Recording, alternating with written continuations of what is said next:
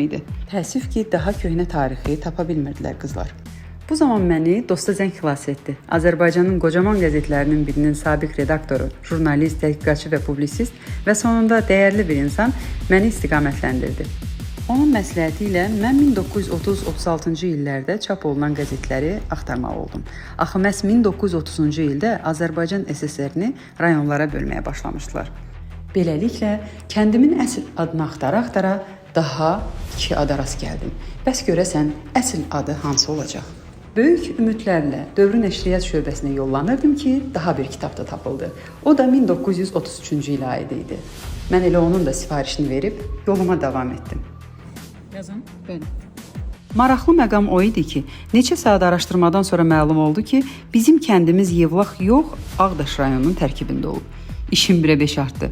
İndi mən həm Yevlax rayonunun ilk qəzeti Yeni Yevlax, həm də Ağdaş rayonunun ilk qəzeti Ağdaş Pambıqçısı qəzetlərini axtarmalı idim. Çünki Əkşəm adına ancaq orada rast gələ bilərdim. Çox həyəcanlı idim. Çünki bu möhtəşəm yer əsl tarix vadisi idi. Heç ağlıma gəlməzdi ki, mən bir neçə dəqiqədən sonra nəinki kəndimin, hətta həm kəndlilərimin adlarına burada bir-bir rast gələcəm.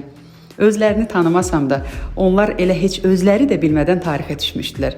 Dəfələrlə yanından keçib getdiyim Axundov kitabxanası mənim kəndim və kəndçilərim haqqında məndən çox bilirmiş.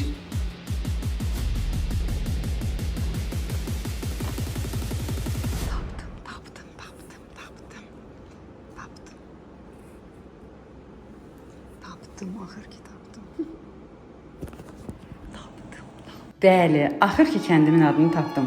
İlk dəfə Əkşəm adına Ağdaş Pambıqçısı qəzetinin 1936-cı il 11 fevral tarixində 8 mötərizədə 222-ci nüsxəsində rast gəldim.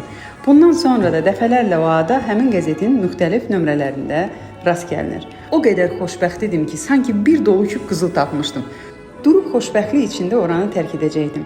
Axı ən keçmiş tarixə rast gəlinən ad Əkşəm idi.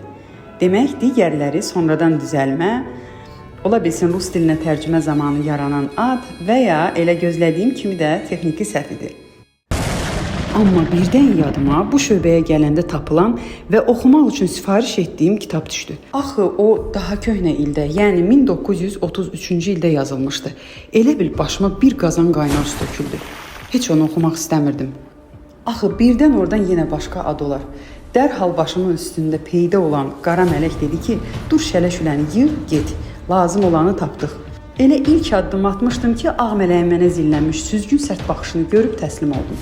Ürək döyüntüsü içində özümü sürüyə-sürüyə aparıb həmin kitabla üz-üzə qoydum.